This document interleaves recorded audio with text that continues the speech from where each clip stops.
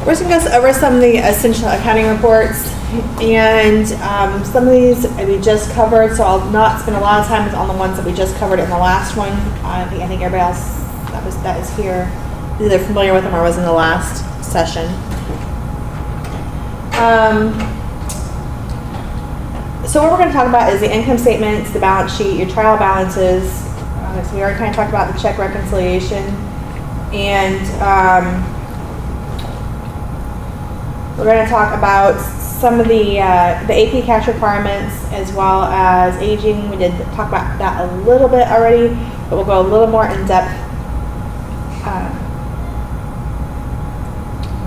into that, as well as the 1099 reporting. And we talked a little bit about the different options on that earlier as well, but we want to go ahead and go in that a little more depth and show you how those 1099 reports work.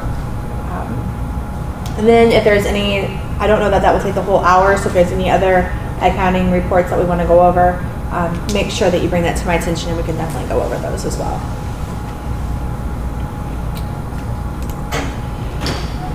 That's really small. So again, we're going to go over the income statement, balance sheet. I didn't mention Schedule F, but we will touch briefly on Schedule F. Check, register, reconciliation, ledger account, detail, user-defined reports, account payable and receivable. So we'll start with the income statement. And the income statement is income expense for the time period that you select. You can customize it by setting up a definition. You can run it on a cash or accrual basis.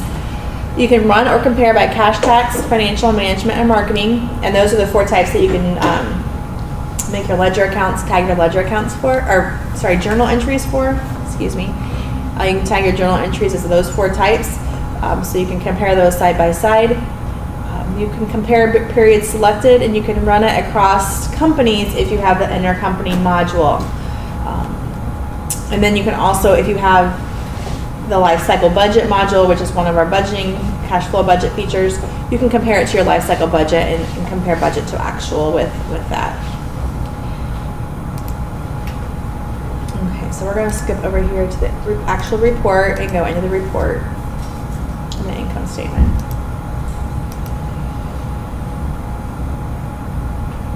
So, as with most of the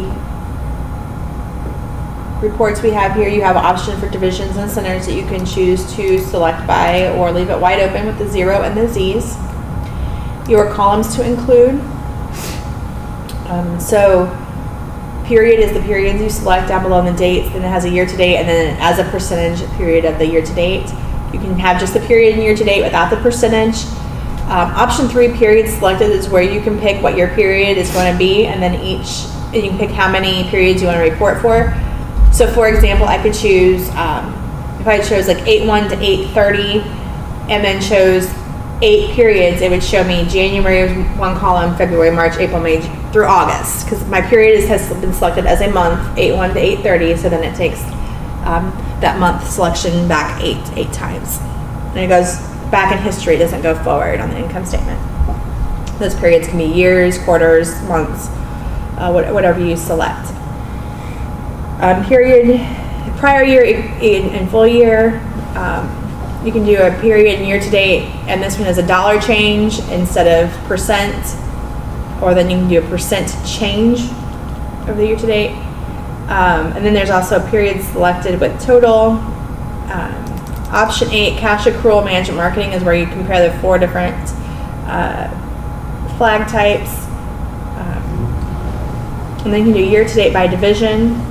Year-to-date LCB is, again, the life cycle budget, if you want to report your life cycle budget. And then this one, year-to-date actual and life cycle budget, is comparing that life cycle budget to your actual. So we're not going to go into depth on the ones that compare the life cycle budget. Really, we're just going to run a basic income statement and then a period income statement for you to kind of see how that works. The life cycle budget LCB scenarios, if you're comparing it to a life cycle budget, we're not going to talk about that. So what's most confusing on the income statement is that these date fields can change based on the column selected, column to include selection up here. So for most of them, they are what they say. You type in the start of your fiscal year. If it's calendar year or if it's what month it starts in, you put that there. And then you pick your beginning and ending date based on what you want to run the report for. You can run it for a month, you can run it for the whole year, you can run it for the year to date, whatever you want to do. So actually I'll run this through today.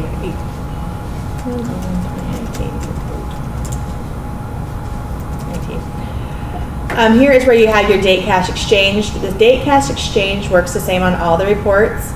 So number one is use entries in time period, which is any entry that fits the date I selected. So is a check deposit this day between January and August, is an account payable or receivable entry that is dated January through August. Option two reports on when the account payable or receivable was actually paid. Not the date of the invoice, but the date you paid it. So the date that the cash exchanged hands is option two.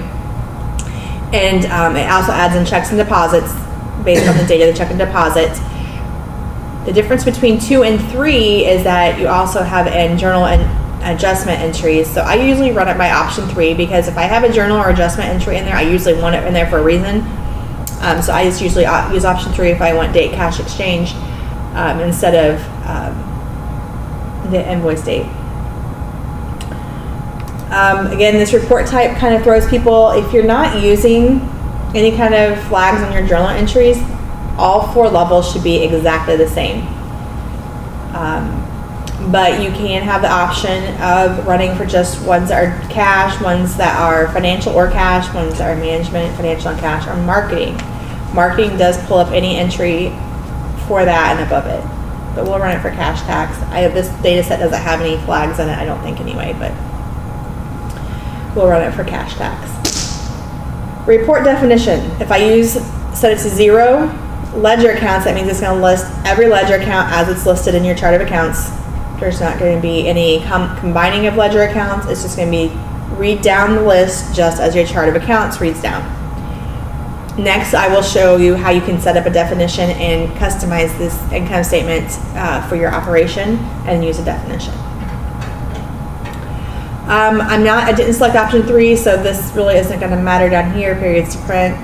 I can print lines with 0 amounts. That just means if I have a ledger account that had no transactions in it, it will still show on the left-hand side with zeros. I don't like that one, so I would do that for error catching purposes. If you thought you maybe want to make sure nothing was misassigned, you could use that and see that. I do like to see the ledger account numbers on the left, so I will show print ledger accounts. If you had a definition, there are options for hidden rows. So if you were using a definition, you wanted to see those hidden rows, you would check that box. We added this one, include inactive accounts. This option was added to the income statement and balance sheet recently. People's data sets were getting really, really large. And to speed up the reporting process, we did have the option to exclude inactive accounts. And earlier I mentioned that you can inactivate a ledger account or a center by unchecking the box on the setup, and then you can't input to it, but you can still report on it. So if you wanted to report on those inactive accounts, you would want to check this box here to make sure they were included. It obviously does have a purpose, but I would also mention that if you are going to inactivate an account, I probably wouldn't have any current transactions to that account in the current year. So if I was running back in history, it would make more sense. If I'm running in the current year, I hopefully wouldn't have any inactive accounts that had transactions anyway. So it kind of depends on what time frame you're looking at, because if it was historical, then that would make more sense. Oh, and then the last one says examine report on screen. If I did not have that box checked, it would not show up. It would just automatically send it to a printer. So we want to see it today, so I definitely want to include that to examine the report on the screen. Okay, not much here, but we can see there was nothing in the time frame I selected, which is really odd because I thought I wrote it for the whole year. It should have shown almost as actual should have been, or usually actual should have been the current actual. But it will show what it was last year comparatively, and give you a variance as well. Actually, I think my income statement's kind of messed up and it's not reporting like it should, but we'll just pretend it did. And that's what it should show though, is your period and your year-to-date and your percent difference, not your variance by dollars. I do want to show, should change. Period selected, this is the one I probably get the most questions on. I'll cross my fingers it runs correctly on this one. My income statement is messed up because I have some test program files on my computer that are in this, and it kind of messes it up. But period selected is the one I probably get the most questions on throughout the year. It's how to run it and how to do some comparisons. So this is where some of your dates change, because period selected, now we have, we can use the start of the fiscal year is actually the first date of the period you want to run for. So I mentioned I want to run for August. Beginning date, now it does not let me check a beginning date. It only goes straight to the ending date. So I want to run for a month period. So I picked 8/1 to 8/31, and I want to look at the last 8 months. So I changed my periods to print to number 8 here. Let's see, it keeps being the same one. I apologize, it shouldn't do that. It should give me a month to month. I'm trying to think if I have any other data anywhere else to show this better. Let me flip over here really quick.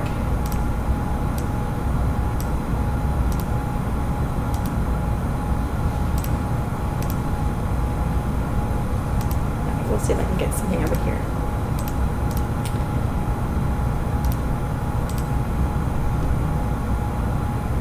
I'm again going to choose that period selected.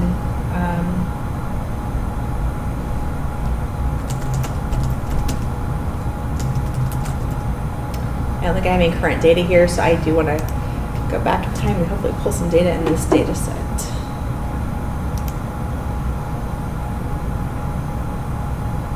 Okay, there's not much data here, but you can see that we have, starting in August, we have a column for each month. If there was data in this data set, at least it shows you the right columns when I choose that option. And you can look across those different periods selected. Really, I'm sorry about that. No, it's fine. It's not you. It's me. I also like to go with this period selected with a total here. I'm using the same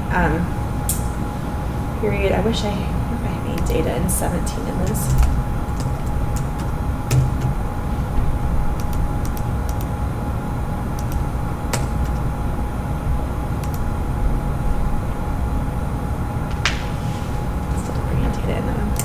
So the difference is so again, you still have every month as a column, and then it would have a total over here if we had any data in this data set for that year.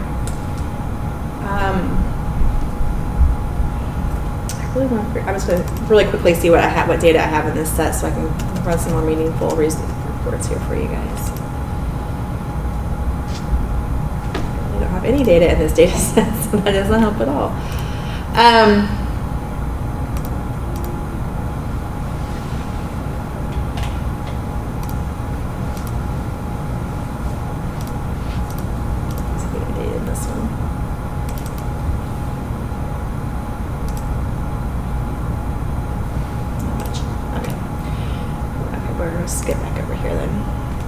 Okay, so that's the basic income statement. We have all your accounts, like I said, listed. But I do want to talk to you about definitions on the income statement. So both the balance sheet and the income statement can have a definition set up for it, and they work the same way.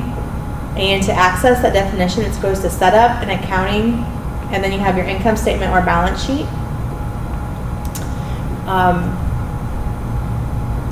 So you would add a definition, and maybe you would call it, your bank had a specific way they wanted to see your balance sheet or income statement, so maybe I'll call it bank copy. So you name it, and then you click on edit, and it asks, do you want to start with all your ledger accounts? And I usually choose yes, so it pre-populates all of your ledger accounts over here. So these are all of our ledger accounts, and this is one for a balance sheet, but if it was an income statement, it'd have your income and expense accounts over here instead of your assets. And then what you can do is you can edit and combine lines. So if I wanted to have all your notes receivable together, see right now I have 3 lines for notes receivable, account 107, 108, or 109. I can change this. I'm going to keep it the same. I'm going to call it notes receivable, but now I'm going to, instead of just having account 107, I'm going to go through 109. And I'm going to get rid of these 2 lines.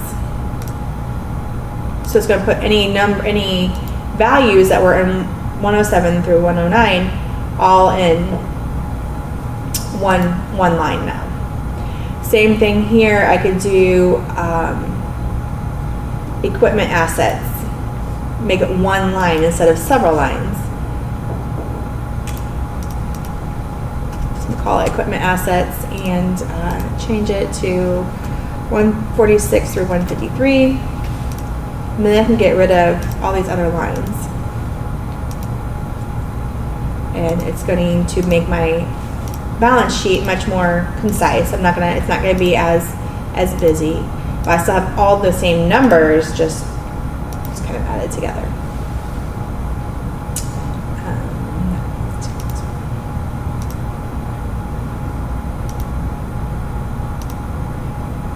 You don't want to duplicate anything, so I'm coming through here and getting rid of these secondary lines that I got rid of.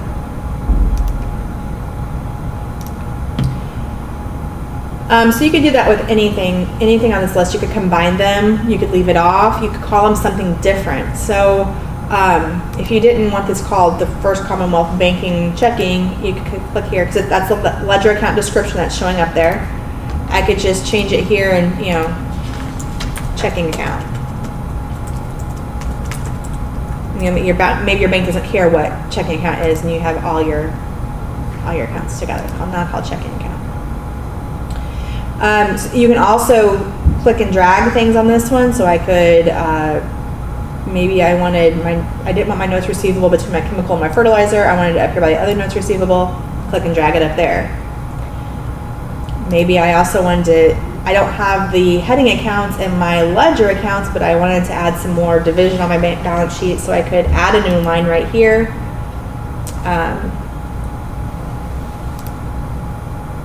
It's going to be, I want to have my assets still, so I'm going to pick an asset, but I want it to be a heading, and so I'm just going to call it crops. Crop assets. It's not a ledger account, I'm putting it in, it's a heading in there, so there's no ledger account assigned to it. I just now have this crop asset here. I'm going to put it above my chemicals, obviously, so I have my chemicals below it. And so you had combined some notes receivable lines 107 and 109, and then you moved an account to be closer to that, and it renumbered it. It didn't renumber. I apologize. That shouldn't be renumbered. I should have deleted that one actually a minute ago. That was my fault. I should, because I combined it in that 107 through 109. I didn't need that one listed there. Well, when you moved one to the new location, it renumbered it as 108. It shouldn't renumber it, because it's something like Central OF patronage assets is 110, and I can move it wherever I want. It should still be 110. Yeah, that's the one. Okay. Oh, that was just, I don't know what happened there. That one. But you can move anything you want here. It should not move that, change that range. It should just move that line somewhere. So you can make whatever changes you want to how this is going to read. You come down to your liabilities, so you could combine like all your notes into one line instead of multiple lines, and you can then save this definition. And I will run it both ways now on the balance sheet, and maybe we'll see some differences in things. So I'm going to run it first.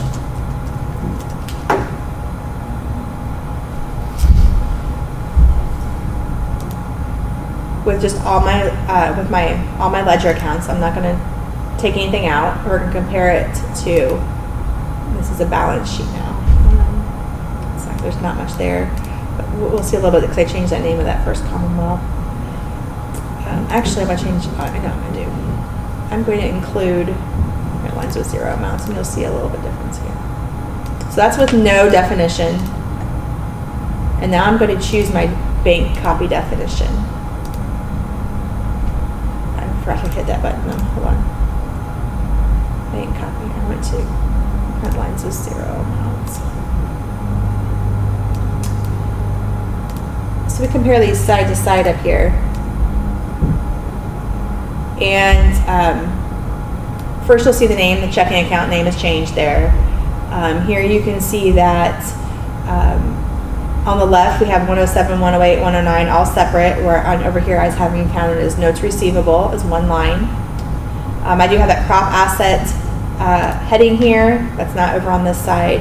And then the equipment I have all added together over here under equipment asset instead of listed separately.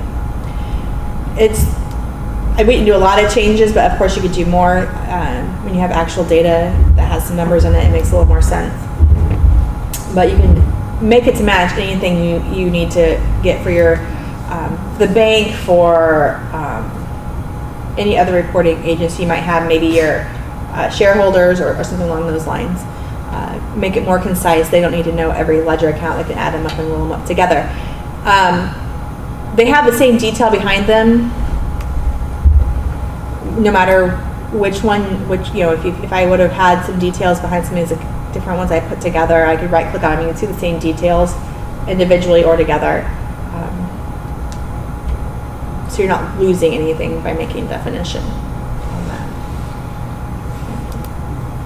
And you can export that to Excel. Yeah, both ways can still be exported to Excel.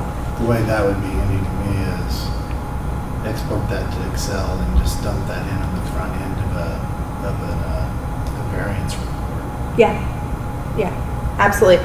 And again, to export anything, you can hit easiest way I find is hit F11. Tells you to set it to a clipboard. I just have to open Excel here.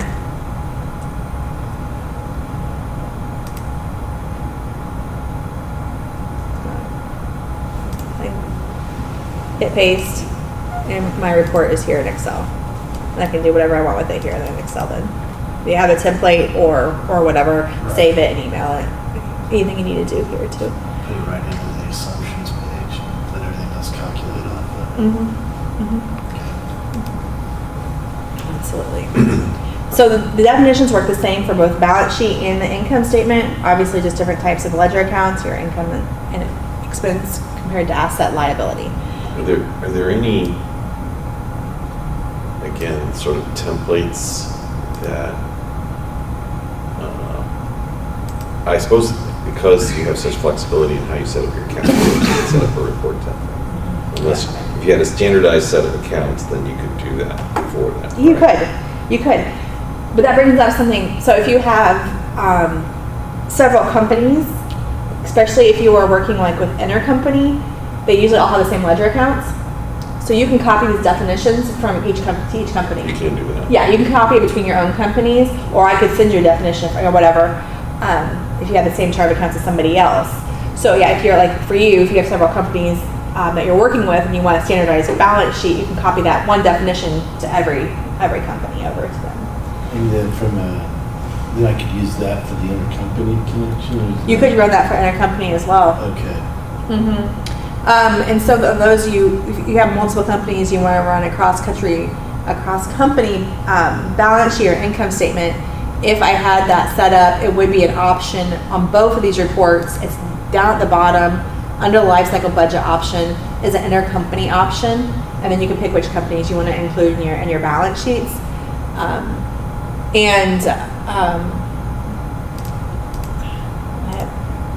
can show you over here. I do have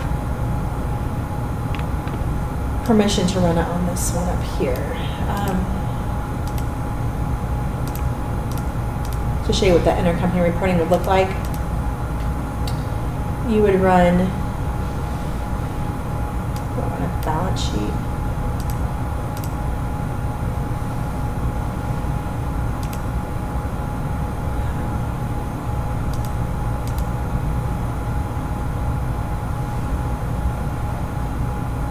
It's not showing it here for some reason. Well, the fact that it shows their intercompany year to date, could you just select that on your report list? Would that repopulate everything? Yeah, if I had the option for intercompany, and this one's not showing my intercompany one. Usually I have your statement company. Usually they have an intercompany one here. Well, if you cancel, that's what I was looking at, was where it says. Oh, those are macros. Those are their macros they have set up, but it's, for some reason that option isn't showing up right here. For some reason they should have an option here for intercompany. It's not showing up on that one either. I thought it did. There. It will be an option. It has to be an option on the drop down for it to pull the report in. I don't think I have anybody set up on my local that has that. But that will report. So every column is a different whatever company you select is a column, and then it has a clearing column for intercompany transactions on that far side. So I haven't done that. So on the eliminations entries, that's something you put in yourself. No, well, any entry that is set to the intercompany division will show up in that column. Okay. I'm gonna see if I can really quickly figure this out.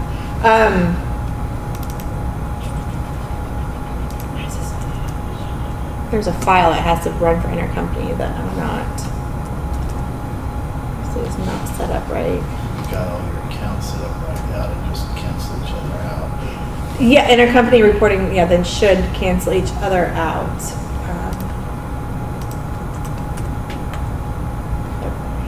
This file is not reading or something. I would like to show you the intercompany. It's not reading.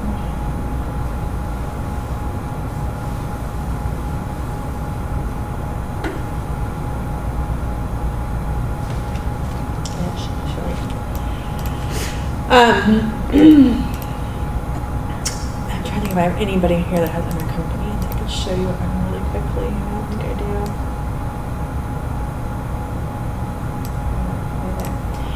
Yeah, so intercompany takes a little bit of setup, but it should show all that. Like I said, the elimination column that we have there.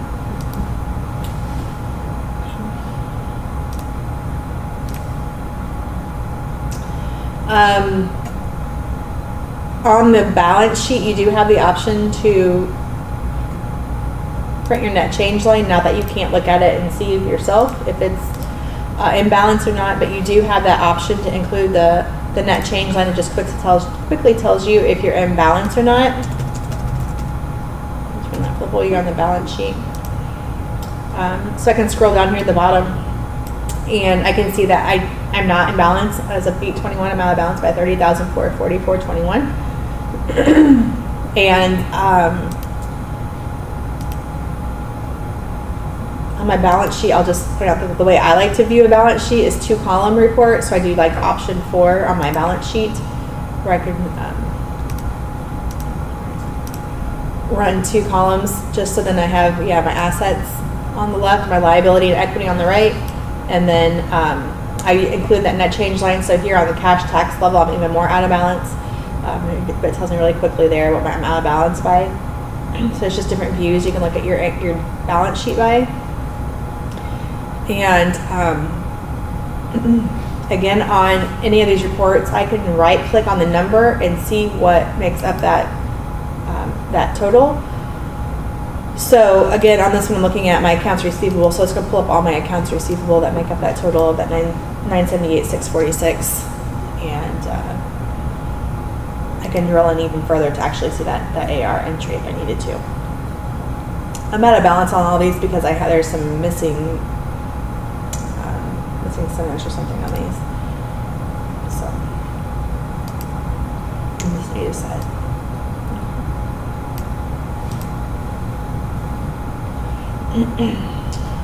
I apologize on my data sets. I usually have better test data sets. My computer crashed like 2 months ago, and I've not had the time to build up my test data sets like I usually had them. I lost everything, and time got away from me.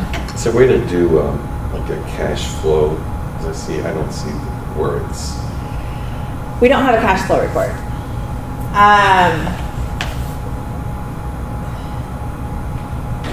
We have life cycle budget, which is an add-on module that's supposed to kind of be a cash flow, but it's a very cumbersome module that's not anything I'd start you out with. So what I recommend for doing a cash flow is to export your income statements to Excel and add in your bank accounts at the top and your what liability payments you have, and kind of do a calc like that. Again, pulling the information from FBS and compiling it in Excel is the closest we really have. Can you do it through the user defined? Not really. Not really. You can't just choose the cash. You could because your bank accounts on the user defined report is going to show every transaction of the bank account, not the balance, the starting balance of the bank account, and then flow out. We wouldn't do that. There's not a good cash flow report. Well, but with the user defined reports, you can select. Can you select just the accounts you want to see? Yeah, you could. So if you selected all of your cash income accounts, all of your cash expense accounts as principal payments, capital purchases, capital sales, that would be your, leave cash out of it. You could. I wouldn't carry any no asset account at all. Yeah. Just. You probably get pretty close. Some of those have a lot of offsettings. That's a good question though. So, like if you ran a user defined report for the month, and I was just doing, this would be all your income and expense and liabilities. My assets.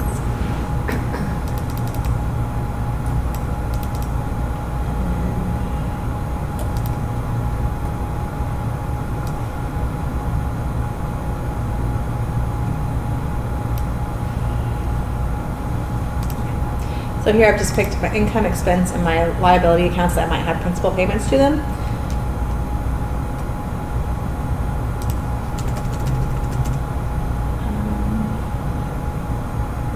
That one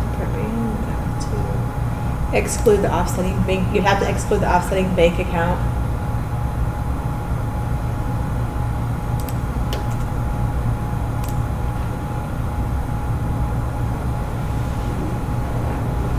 So here you have, by putting in that exclude offsetting bank account, I get out the two-sided entry on this. Would be the only way you could run it. Otherwise, you'd have two lines, one hitting the bank account, one not. And for everything, right? Yeah. And so here you would have your total income and your total payments to liability. There weren't any expenses there. There was no clear expense. So that was public accounts payable payments. Okay, that's cash outs. Those are cash out. So that would be the closest you could possibly get. And there might be additional stuff you might have to export and kind of massage the data a little bit, but again, this is for a full year, so you might want to do it differently, different time periods or whatever too. But you'd have to make sure you had that. Again, you wouldn't exclude the offsetting bank account. So if I include the offsetting bank account, obviously you have two lines for. Should list all the banks somewhere. Usually list the offsetting side of every account there too. So you get pretty close though. Okay.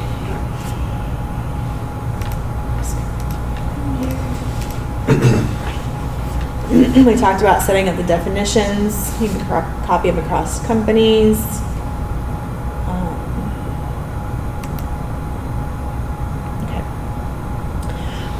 When we're talking about the income statement and the balance sheets, here's some tips and tricks I have for different situations that might arise. If you are using a definition, especially on a balance sheet, you run a definition and it's out of balance. First thing I do is run that balance sheet without that definition, because if you added a ledger account and you didn't include it on that definition for some reason, you'd have an issue there. So it's a quick check to see if you're out of balance on your definition. Run it without it. That might show you you just have to edit your definition to make it correct.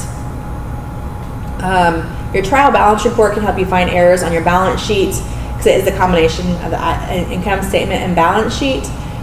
You can also compare to the previous year. So especially if you're out of balance on January 1st, it's a good way to run trial balance. You can see what your ending balance was on 12/31 compared to today, and that might tell you where your issue is on your balance sheet for January 1. it would also point out any issues you had with calculating your retained earnings or calculating your beginning balances if you run that trial balance, and include that prior year on it. And that trial balance for the prior year is,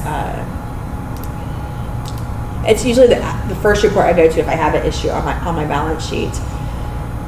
So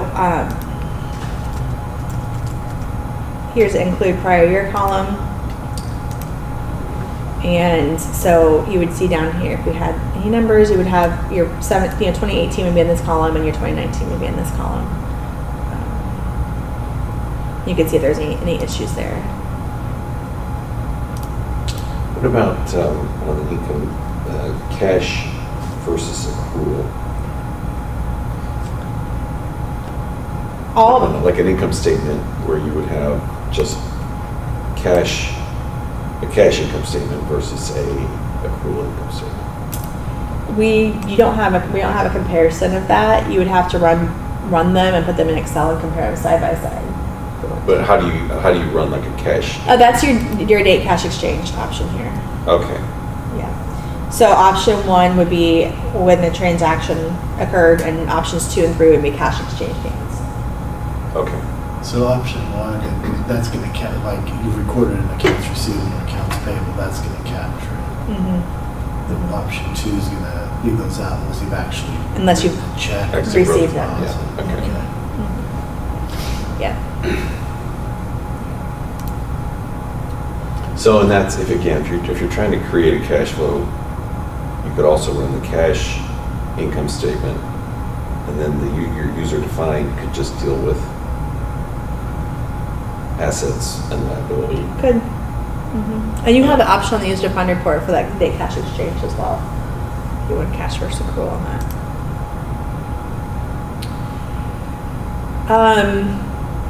Yeah. So talking about, oops, I went back too far. Talking about the date cash exchanged and your error catching. Another thing to keep in mind is that if you're running options, a date cash exchange option 2 or 3, which is with when your AP and or AR is received or paid, if you're not in balance when you're running by those 2 options, you really want to go back to your AP and AR reports and see if you have linking issues. 9 times out of 10, that's it. There's a payment that's not receiving an invoice or vice versa. So you run your AP and AR detail report using the option 7 that shows the invoice with the payment. And the reason I say run option 7 is that also because it's an error catching report. So it re-indexes all your APs and ARs when you run that option 7. It re-indexes everything. You get your orange lines if there's anything that's a problem. When you hit close, it tries to link everything that's in orange and tries to fix it on its own.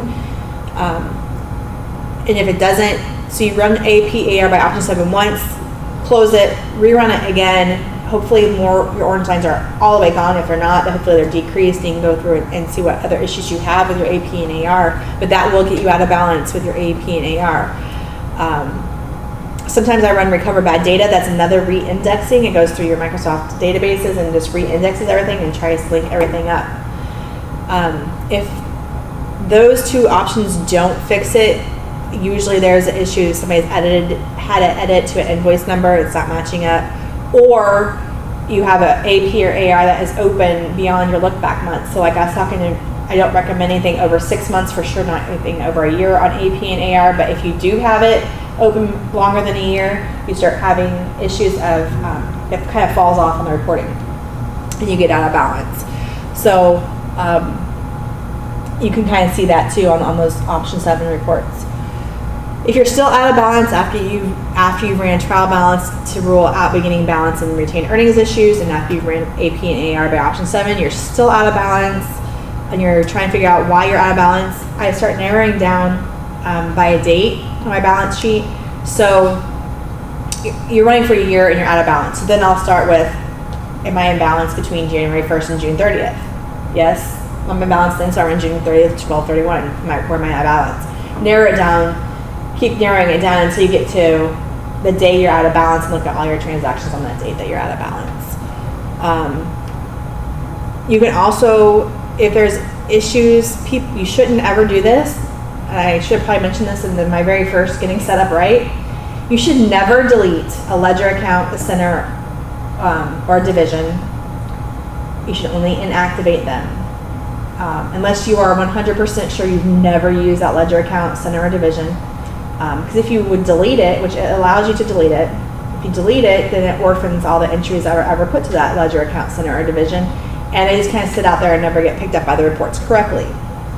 The one report that you can run to try to find those errors on something you've deleted is a user-defined report, and you run it for the time frame you want, leave it as wide open as possible, and check the box up here in the top right-hand corner. It says print undefined entries. And if there was any entries that had errors in them, they would show up on the screen, and they would say like unknown, star unknown for account description, or for the center description, division description. And that lets you know that there's an issue with either the ledger account, center, or division.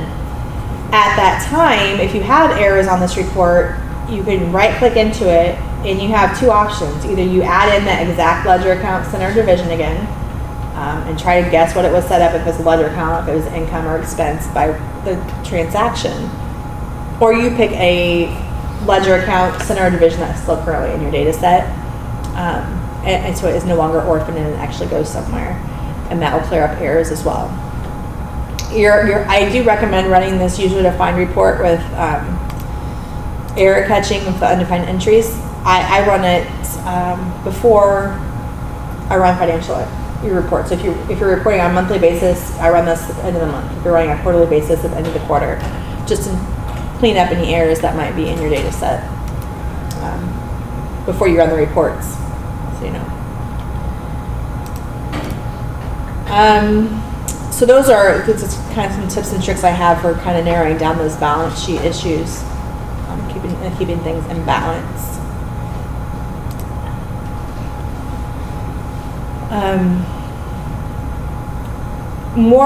Anymore, the Schedule F isn't used as much as it used to be, but we do have the option for a Schedule F. Schedule F, though, it is another report that has to run off a definition. There is no other option than to run it off of a definition. And to set that up, you go to the Schedule F bridge. And this is because everybody's ledger accounts are unique. We do try to keep this up to date as far as any changes that happen on the form. But you come in here and you have to tell it what are your livestock sale accounts. I don't think there's any in this one. But you put in the ledger accounts that were for that. You come up here. If there was, this is sales of livestock, produce, and grain. So I have all my grain sale accounts here on this line right here. Any distributions from co-ops, taxable cooperative distributions, any of your FSA payments or any of your other farm program payments, ask for those ledger accounts. It's pretty self-explanatory. Just put the ledger accounts in on each line that is it applies to. So we have chemical purchases here. You have custom hiring. You set this definition, and then you can run the report, and it pulls in the numbers based on the ledger accounts you put up in the definition for your Schedule F.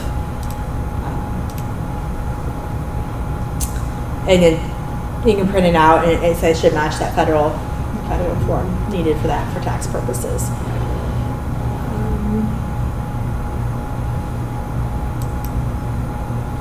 We went over the check reconciliation and register report in the other session, and I think there's anybody here that hasn't ran that, is not familiar with that. Trying to look really quickly. Notes here that I need to. Everything's pretty self-explanatory on that. We already kind of went over that. The ledger account detail, I kind of mentioned that earlier too. Just list all the transactions for the period that you select, divided by the ledger accounts. A lot of times people use, I hit the wrong one, I'm sorry. A lot of people use the ledger account detail as the backup to your balance sheet. If you're like sending your balance sheet to your accountant, I would send the ledger account detail with it so they can see all the transactions that add up to the different balance sheet and income statements. So if I can get any, I'm gonna find data in this data set. Okay, show you this.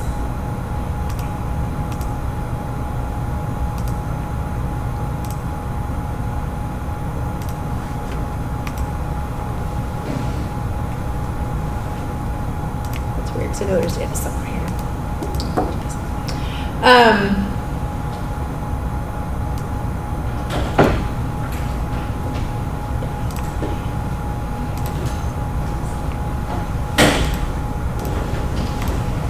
We've already talked extensively about the user-defined report, about how you can search for anything in that report and recap on that one. Great for error finding and finding entries on that.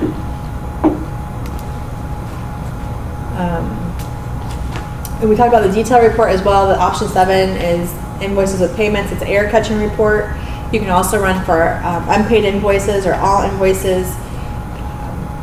Or invoices due that period, which are very similar to a cash requirement report on the AR or AP side.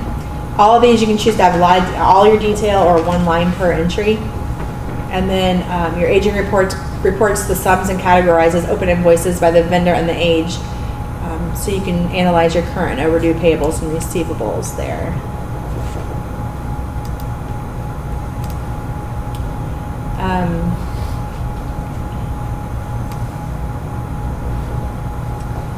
Some people get confused with payroll liability report. We do not have payroll built into FBS.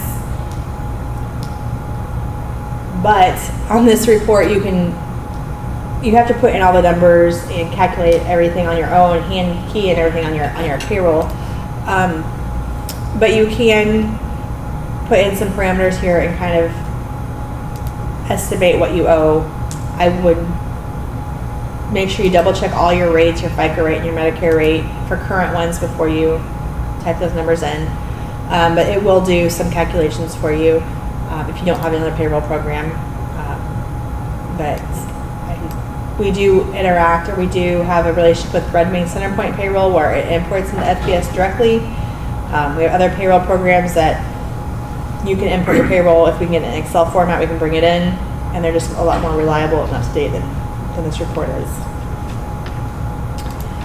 Deleted entries report, you can run that. It will tell you what entries you've deleted. You can restore any entries, but it will show you that you did delete it, or somebody did delete it.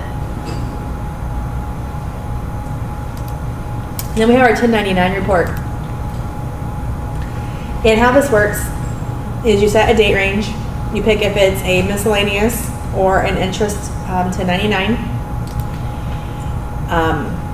Then these boxes over here, like you would have to have your 1099 printed out report next to you know where the boxes were.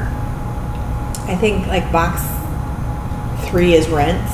So you would have to come over here and type in all your ledger accounts that you pay rent to. Box 1's miscellaneous, so income that was miscellaneous, or anything you paid that was miscellaneous would go in box 1. You have to put the ledger accounts in there though, that associate with each line on the 1099. So you have to have the 1099 in front of you, know what those boxes are. You do have can set your minimum amount for 1099. I think right now it's like usually $600. So if you paid a vendor under $600, it would not show up on the 1099 report. You do have the type of 1099 reports we have. I mentioned you have the pre-printed forms of 1099 that you get from the federal government. You put in your printer. You can choose option 1 and it prints and fills in the boxes on that for you. I don't know anybody who has a continuous form printer anymore, but if you had one of those, you had the little dots on the sides that rolls it through. That's what number 2 is for. And the number 3 is a Nelco file, which, like I said, electronically sends it to a third-party vendor, Nelco, who will file the 1099s for you. And you run it and it will list your payer here. And so number 1's rents, here it shows you rents, royalties, other income. It prints their social security number and everything on it if you need that, and their address if you print it on the pre-printed forms.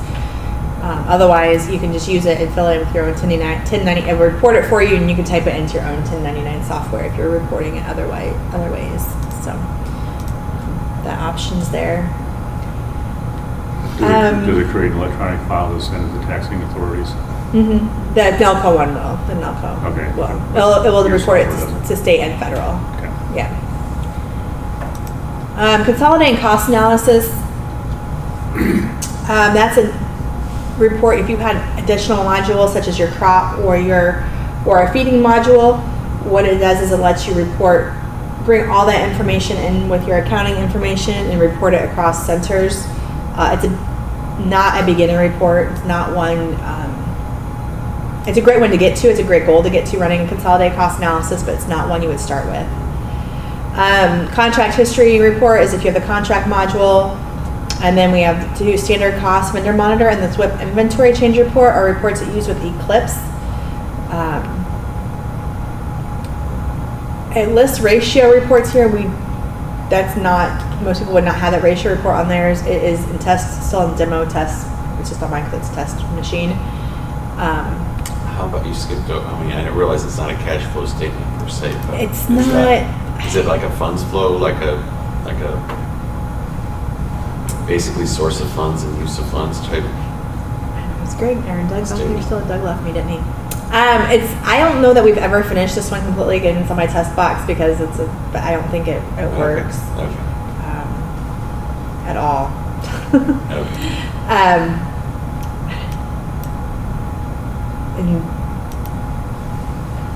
deposit reports the same way. These three are all kind of test, or these four are all test reports we're working on that we haven't completed exactly. Then we have the AP reports and the AR reports I mentioned, the statements, the aging reports, and the detail reports there.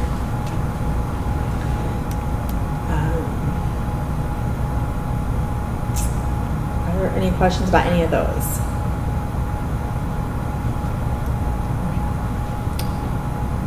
We'll have 5 minutes, looks like, to